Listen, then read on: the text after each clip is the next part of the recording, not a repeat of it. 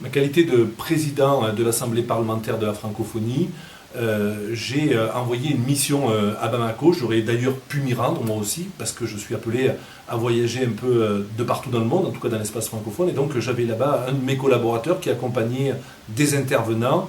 Et donc l'un de mes collaborateurs, Maxime Carrier, était sur place. Et donc très tôt ce matin, j'ai été informé qu'il était parmi les otages dans l'hôtel Radisson. Et donc j'ai eu l'occasion de communiquer avec lui. Par chance, par bonheur, il a pu être l'un des premiers otages libérés. Le seul SMS que je lui ai fait par mesure de prudence, ça a été « Est-ce que ça va ?»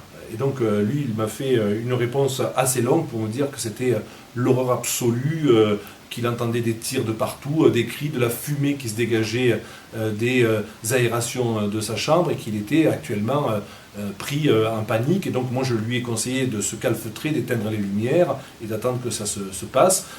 Ensuite on a continué à communiquer, j'essayais d'être avec lui en permanence de manière à ce que, bon voilà, on tienne une relation.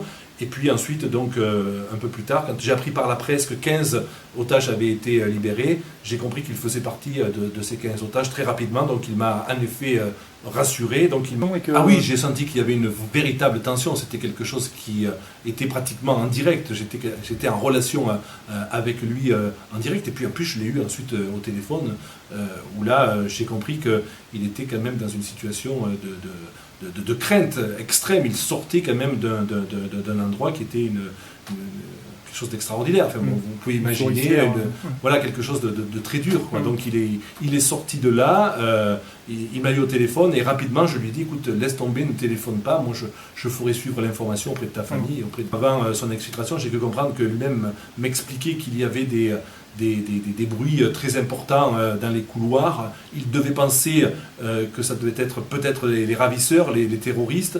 Et il m'a fait un SMS, je lui ai dit j'espère que ça va bien se passer. Il me fait un SMS en me disant si j'y survis.